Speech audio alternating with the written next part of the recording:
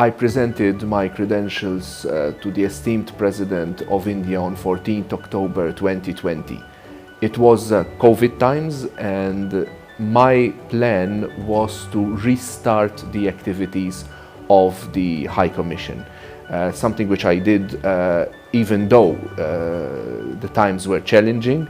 In a sense, the times are still challenging, but one has to be flexible. One has to go around the problems and try to solve them. And so my plans for the future are that as much as I can, I will promote Malta, I will promote trade between Malta, bilateral relations between Malta. We've already started issuing visas for esteemed Indian workers to go and work in Malta, and that way the community of Indian people in Malta is increasing, I have to say, by the day. And my plans for the future are to continue on this path of restart after COVID and increase of all kinds of relations.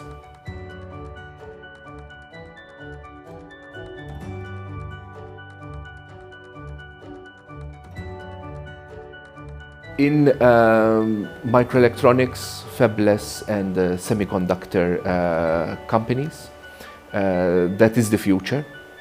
I am already visiting a number of such companies here in India, which have been identified by Malta Enterprise. Malta Enterprise is planning to identify more of these companies, which I will then have the pleasure to visit, not necessarily in Delhi, but all around India. So that is a particular area where we are looking to deepen our economic ties, because microelectronics are the future. The future is based on them, and Malta and India, I believe, should look to the future. Also taking into account the size of the countries. India is an enormous place, Malta is a very, very small place. So obviously Malta cannot host large, physically large Indian enterprises, but microelectronics, they go by name, they are small. So they're very, very easily hostable in Malta. But having said this, they are the future.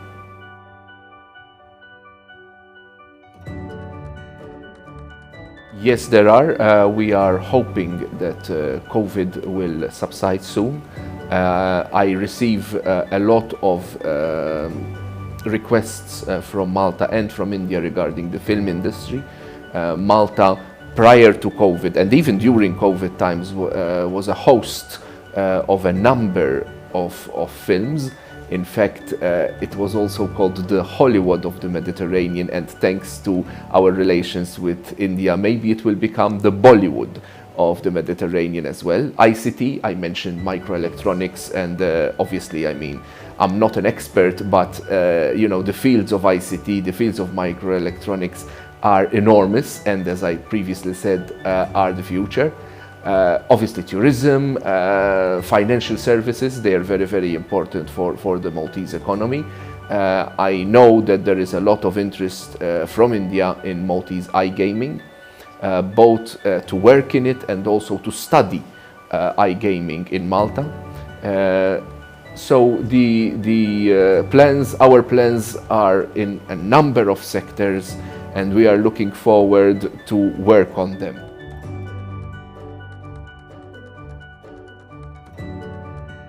Well, at the moment, unfortunately, COVID is creating these kind of restrictions that touristic visits are not that easy. Even like to come to India from today, 1st of December, a quarantine is being imposed on all arrivals from Europe. So obviously we are cautious on the tourism sector, because we cannot, at the moment at least, we cannot promise things which we then cannot keep. Unfortunately, the new variant is creating worries again all around the globe, not just in Malta or in India. Thankfully, as we speak, the current variant Omicron was not found in Malta, and has not also been found here in India. But obviously we have to be careful and cautious on that subject, because unfortunately COVID is our enemy and we have to fight it in a very, very professional way.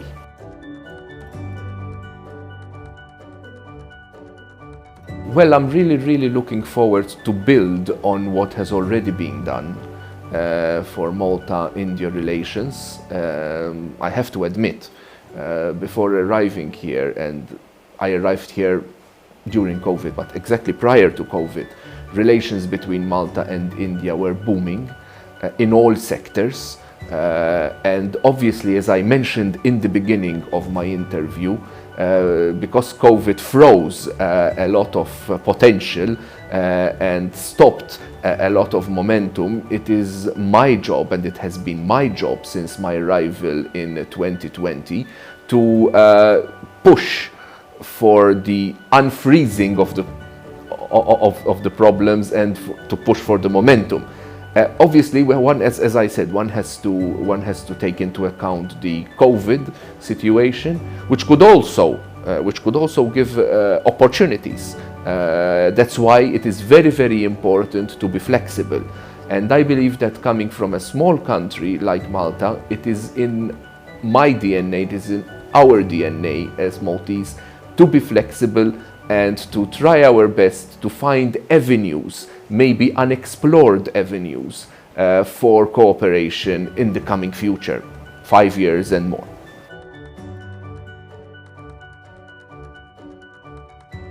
Malta, as the banner behind me is stating, Malta is hoping to have a non-permanent chair at the UN Security Council, just like India is having as we speak.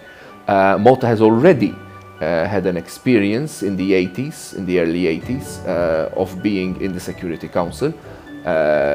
So for us, it is a very important objective, especially given our size. We understand, of course, the participation of India in the UN Security Council, which is taking place as we speak, a very large country with a very large population and with its own needs of being fairly represented in world affairs. In the case of Malta, given that we are a small country, we also have to fight, and we always fought for Malta to be fairly represented in world affairs. And obviously, being a part of the UN Security Council will help us to show our mettle, will help us to show what we're made of. We have a very competent team in New York, which will for sure represent us in a sublime, excellent way.